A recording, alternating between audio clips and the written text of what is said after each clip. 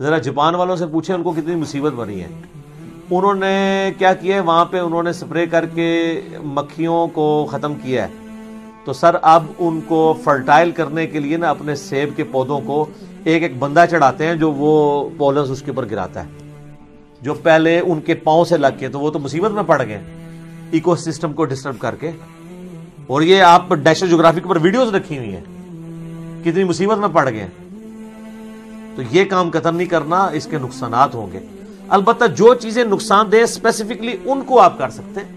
اور یہ eco system disturb کرنے کی وجہ سے چمگادڑیں جو ہیں یہ وائلنٹ ہوئی ہیں, انہوں نے جانوروں کو, انسانوں کو کاٹنا شروع کیا. اور اس میں حلال اور حرام کا فرق, لوگ کہتے ہیں جو حرام کھانے نے, حرام کھانا دوسرا مسئلہ ہے. اصل مسئلہ ہے یہ لوگ کچی چیزیں بھی کھاتے ہیں. دنیا کا طاقتور سے طاقتور بھی کوئی وائرس ہے نا, وہ بھی جا کے 56 ڈگری سینٹی گریڈ کے اوپر ختم ہو جاتا ہے, اور ہم تو 100 سے اوپر پکا کے کھا رہے ہوتے ہیں. یہ کچی چیزیں کھاتے ہیں, کچے بندر کھاتے ہیں, ٹھیک ہے, یا پکاتے بھی ہے تو بہت معمولی سا, تو وہ ظاہر ہے وہ وائرس آ جاتے ہیں. یہ صرف حرام جانوروں کا مسئلہ نہیں ہے سر, اونٹوں سے بھی وائرسز ٹرانسفر ہوئے انسانوں کے اندر, وہ تو حلال جانور ہے, بکریوں سے, بھیڑوں سے. تو ایکو سسٹم کو ڈسٹرب نہ کریں ایسے. یہ نہیں ہو سکتا, ہاں خاص نسل ہے کسی خاص جگہ پہ, جیسے کوئی پاگل کتے ہیں, یہ سانپ ہیں جو گھروں میں گھستے ہیں, ان کو مارا جائے. اوورال تو آپ نہیں مار سکتے, اللہ کی مخلوق ہے, اللہ کیسے اس کی اجازت دے گا. ربنا ما خلقت ھذا باطلا. آپ کو اس کے نقصان نظر آ رہے ہیں نا سر, اس کے کئی ایک فوائد بھی ہیں جو آپ کی نظر سے اوجھل ہیں, جو اب سائنس کہتی ہے کہ اگر یہ نہ ہوتا تو یہ ہو جاتا. یہ پورا ایکو سسٹم بیلنس ہوا ہے. اگر یہ چیزیں بیلنس نہ ہوئی ہو نا, تو آپ دیکھیں ایک ہی چیز کی تعداد کتنی زیادہ بڑھ جائے. تو اللہ تعالیٰ نے ان چیزوں کو بیلنس کیا. جیسے ہی آپ ڈسٹرب کرتے ہیں نا تو معاملات خراب ہونے شروع ہو جاتے ہیں, اور وہ پھر انسان کے قابو نہیں آتے. اب یہ کہہ رہے ہیں نا یہ کیوں چمگادڑیں وائلنٹ ہوئی ہیں, آلموسٹ 99% جو وائرسز ہیں چمگادڑوں سے ٹرانسفر ہوئے ہیں.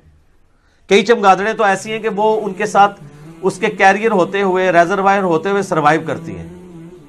ہمارے اندر بھی کئی ایسے وائرسز ہیں جن کے ساتھ ہم سروائیو کر سکتے ہیں, اور وہی وائرس جب کسی دوسرے کو ٹرانسفر ہو جائے وہاں جا کے بیڑا گرک کر دے گا.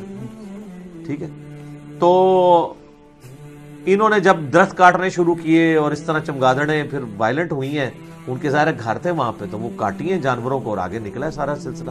تو چیزوں کو بیلنس کر کے چلیں, تو اس کی سائنٹیفک ریزن کے اوپر بھی توجہ کرنا چاہیے.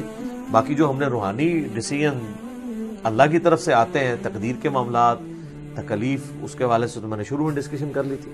تو ساری کی ساری چیزوں کو بیلنس کر کے دیکھنے کی ضرورت ہے. سوالات آپ ختم ہو گئے؟ ایک آج کیا وہ یہ کہ پاکستان اور دنیا میں عجیب سچویشن بنی ہوئی ہے پریشانی کی, اسپیشلی ابھی پاکستان میں پچھلے 3-4 دن سے جو سچویشن بنی ہوئی ہے, اس حوالے سے آپ کا کوئی اسپیشل پیغام پاکستانیوں کے لیے اور اپنے لسنرز کے لیے جو پوری دنیا میں سن رہے ہیں؟ ایک ہی پیغام ہے, جو رجوع الی اللہ کریں, بس اسی کے اندر ساری قیامت مضمر ہے. مرنے سے پہلے تیاری کر لیں. جتنا آپ کورونا سے ڈر رہے ہیں نا, یہ تو پتہ نہیں ہوتا یا نہیں ہوتا, لیکن موت یقینی ہے. تو موت کی تیاری شروع کر دیں, اللہ کی طرف رجوع لائیں. اس طرح کے سگنلز آتے ہیں, اور صرف یہ نہیں, کوئی بھی آفت آئے, ایک گھر کی موت محلے کے لیے عبرت ہوتی ہے. ایک محلے میں بڑی اموات شہر کے لیے, اور ایک شہر میں ڈیزاسٹر ایک ملک کے لیے, اور ایک ملک کا ڈیزاسٹر پوری دنیا کے لیے ہوتا ہے. لیکن وہ چونکہ ہائی لائٹ ہو جاتا ہے, لوگ کہتے ہیں جی 1,00,000 بندہ مر گیا جی 2005 کے زلزلے میں 8 اکتوبر کے. سر کوئی فرق نہیں پڑتا. 1.5 بندہ روزانہ مر رہا ہے اپنے نیچرل ڈیتھس والا. 1 گھنٹے میں 6,000 لوگ مرتے ہیں, اور وہ جو 1.5 مرتا ہے نا سر, اس میں آلموسٹ 70-80 ہزار مسلمان بھی ہوتے ہیں. اگر آدھے بھی کر لیں, چلو کہ 1/4 بھی کر لیں, 30-40 ہزار تو ہے نا روزانہ, 30-40 ہزار مسلمان. پر بلے شاہ سا مرنا نہیں, گور پہ کوئی اور.